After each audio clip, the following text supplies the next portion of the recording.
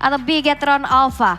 Tapi dengan adanya drafting seperti ini, Kairi dengan adanya Fredrin sebagai matchup di area jungle, start ke arah purple dan Super Ken ke arah orange buffet terlebih dahulu sudah mulai dibantu juga oleh kedua belah gold laner untuk bisa mempercepat dari pola farmingnya. Dan masih coba untuk rotasi dulu nih tipis-tipis, ya memang sebenarnya lebih cepat dari Lancelot. Lebih cepat dari Lancelot ya, walaupun tadi kalau kita lihat juga udah ada Jay yang bakal coba untuk merusin, dan Vex datang secara tiba-tiba yang dimana dia bakal coba untuk main secara masif untuk menit-menit awal, dan bahkan udah ada satu buah serangan yang diberikan dan first blood berhasil diamankan oleh teman-teman dari tim Flash dan Bigetron Alpha. Satu miss hit dan skill dari seorang Marina yang langsung di follow up dengan ya Super Ken yang datang dengan adanya damage stone yang dia berikan ke area seorang Jay. Ya oke, pertukarannya masih adil ya, sama-sama dua roamer, tapi bedanya yang nge-pick off dari tim Flash adalah XP lane-nya, sedangkan dari Bigetron Alpha yaitu jungle-nya, sehingga ya itu masih menjadi keuntungan yang bisa diamankan oleh Bigetron Alpha. Walaupun kita bisa lihat di arah bottom lane ternyata Kairi yang lebih berfokus untuk bisa membantu rotasi ke arah bawah terlebih dahulu menuju ke arah gold crab-nya, dan bahkan di arah tengah terjadi ada keramaian. Astral Meteor udah mulai dibuka, efek tahunnya mulai connect. Gimana Jay? Kali ini harus berhasil untuk ditumbangkan dengan pressure rat yang dibuka di tangan dari Super Ken. Yes, in another side, kita lihat Sorizo 1v1 situations dengan adanya Vex membuat Sorizo berhasil memulangkan Vex ke area base dan melakukan regenerasi HP terlebih dahulu. Dua objektif total melalui nyawa pemain tim Flash pun berhasil diamankan oleh pemain-pemain dari Bigetron Alpha.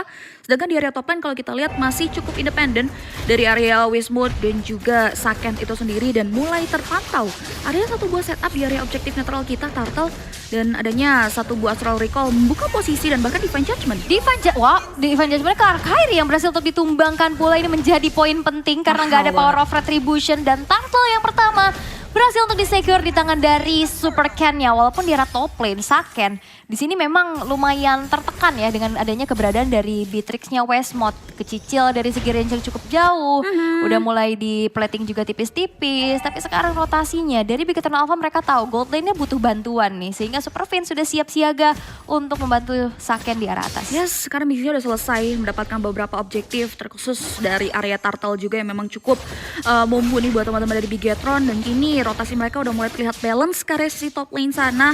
Dan kalau kita pantau juga teman-teman dari tim Flash, mereka berada di posisi yang cukup tidak diuntungkan dengan banyaknya kehilangan area objektif di menit-menit awal tadi. Ditambah lagi mereka benar-benar penuh akan perhitungan ya, mengingat early advantage memang belum menentukan hasil akhir, tapi terpantau mereka udah mulai coba untuk menitik beratkan ke area Saken yang udah mulai jaga jarak di area si top lane sana. Ini enemy missing nih, udah ketahuan ya. Sakennya makanya langsung mundur dulu, walaupun di arah bawah ternyata ada peperangan di mana rotasi yang dilakukan oleh Super Fin berhasil untuk nge-pick off Vex untuk kedua kalinya, walaupun di arah atas kali ini terkena dengan Rock Wave dan juga satu buah damage yang besar.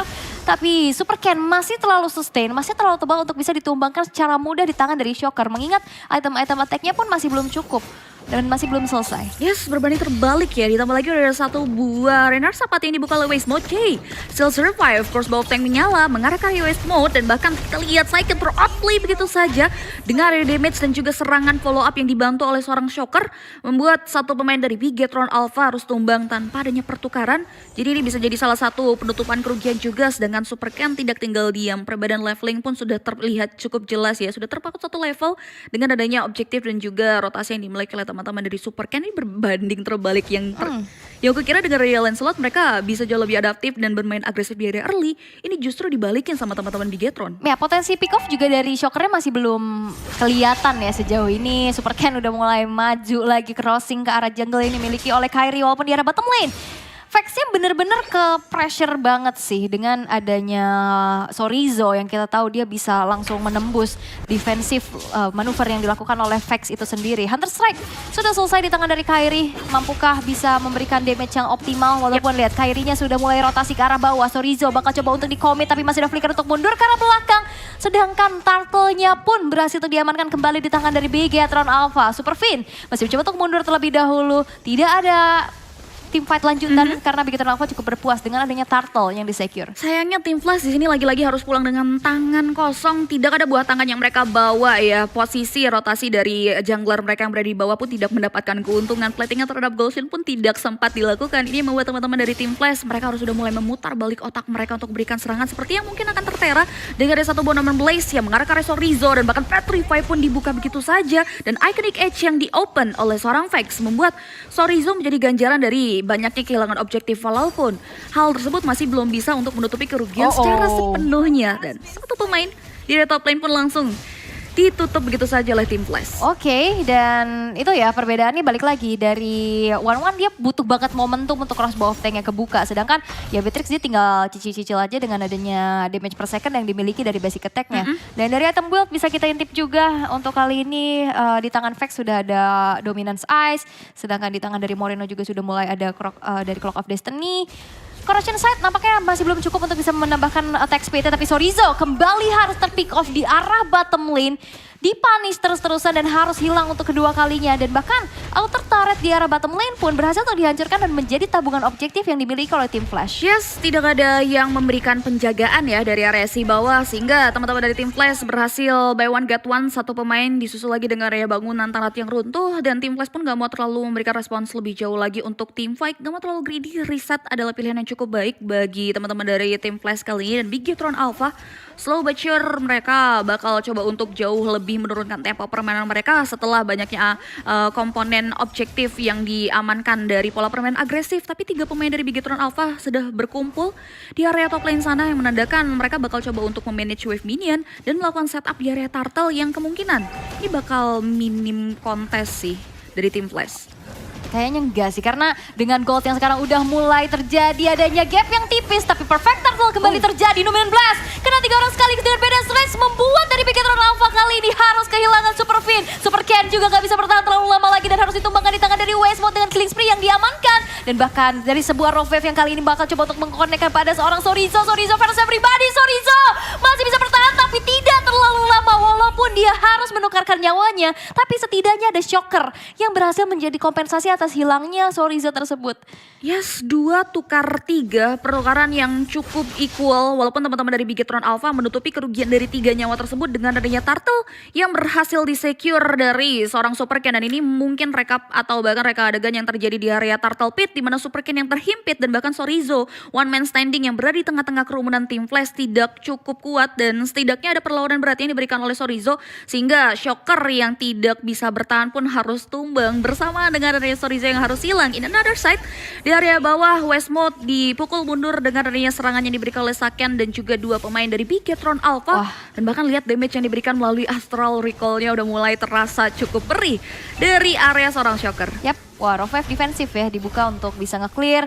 Astral Recall hampir saja terkena kepada tubuh dari Shockernya. Walaupun kali ini Big Eternal Alpha mereka harus berfokus untuk bisa menahan terlebih dahulu laju minion di arah atas dan juga bawah. Karena outer turret ya sekarang udah mulai rontok nih satu persatu. Sesaat lagi Lord akan segera muncul.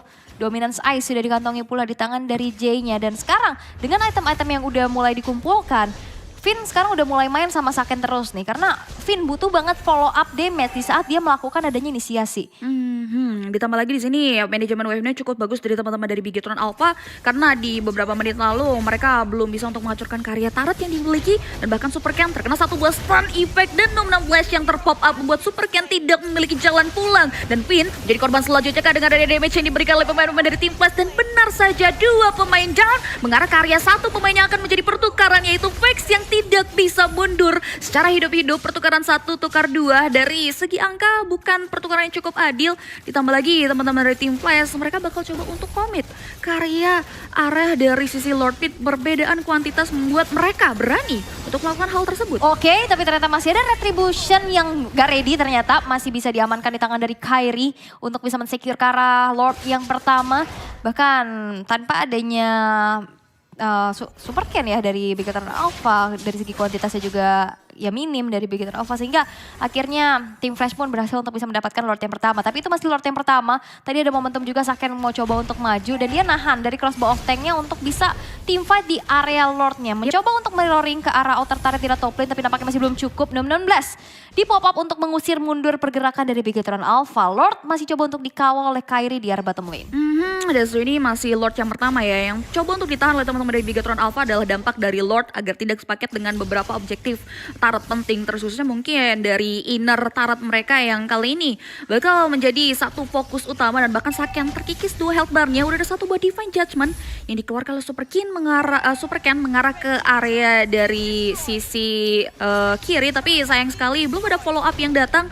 Ditambah lagi kalau kita lihat teman-teman dari Bigetron Alpha masih bisa memberikan penjagaan yang cukup ketat di area objektif outer middle-nya. Ya dan ini ya menjadi pertanyaan bahwa di saat Super Fin yang mau melakukan inisiasi, follow up damage-nya bakal ngandelin ke siapa? 16 kali ini terkonek menuju ke arah seorang Super Ken, dipaksa untuk mundur terlebih dahulu. Shocker, Rovef defensif harus dikeluarkan pula dan tim Flash mereka berpuas dengan adanya 2 inner turret di top dan bottom yang sudah berhasil untuk dihancurkan. Tadi ada inisiasi dari Super Fin-nya dan follow up-nya nggak cukup dan akhirnya kita bisa melihat dari segi item build di menit yang ke-10 gold sudah dikendalikan di tangan dari tim Flash, dimana ini adalah Kairi dengan Lancelot-nya, dia udah langsung bikin ke arah Hunter Strike ke arah Blade of Despair menuju ke Endless Battle sebagai item selanjutnya pula yang sekarang bahkan udah selesai dengan 1.900 gold yang diunggulkan asas dari Super Ken. Karena balik lagi Super Ken di sini dengan Fredrinnya gak bisa bermain yang terlalu agresif, dia benar-benar harus tahan dulu dan bahkan dengan adanya jebakan seperti ini Super Ken ya benar-benar di-commit dengan ada Phantom Execution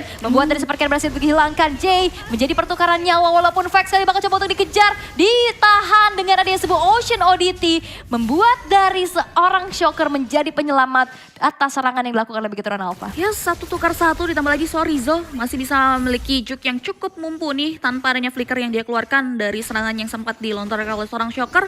Dan sejauh ini tim Flash mereka udah mulai bisa bangkit dari keadaan dan Bigetron Alpha yang udah mulai harus berhati-hati dan mulai memutar otak ya justru kebalikannya karena permainan agresif mereka di area early itu udah mulai di counter dan bahkan Jay di sini mulai dapetin posisi nyamannya untuk membuka setup berbanding terbalik dan mungkin dengan adanya Super Fin yang kesulitan banget untuk bisa menculik atau bahkan mengambil inisiasi ke area hero-hero glass cannon dan hero-hero krusial yang dimiliki oleh tim Flash. Moreno di sini masih memegang kendali lagi dari damage leaderboard dan positioning dari Sorizo dari Shocker ya bisa dibilang yang harus perlu diperhatikan juga karena sejauh ini kalau ngomongin KDA dia masih terpick off hanya 1 kali saja. Ini yang menandakan bahwa dari permainan Bash-nya ini merugikan teman-teman dari Bigetron. Wow, bahkan kali ini Super Fin harus melepas immortality-nya, terjebak sendirian, gak bisa bertahan terlalu lama lagi nih, berspecial langsung di spray down. Super Ken menelan damage yang cukup banyak walaupun pertukarannya terjadi antara kedua belah roamer, tapi Super Ken masih bisa bertahan atas Tarnros yang cukup menyakitkan. Tapi dengan adanya Lord yang kedua, untuk saat ini mereka masih mencoba untuk melakukan adanya kontes, mencari informasi terlebih dahulu Lordnya, tapi satu radar apati, belum connect ke arah siapapun dan Lordnya bakal di reset begitu saja. Yes, bakal di reset karena lihat Vex memancing keributan, memberikan distractions mengarah ke arah Sorizo. Tapi sayang sekali yang mereka tidak mau memberikan respon. Sorizo juga masih bisa pulang dengan cukup selamat, melakukan regenerasi HP terlebih dahulu. Ditambah lagi tim Flash bakal coba untuk kembali memancing keributan. Super Ken tidak tinggal diam dan satu inner middle turret mereka tercolong begitu saja dari teman-teman tim Flash.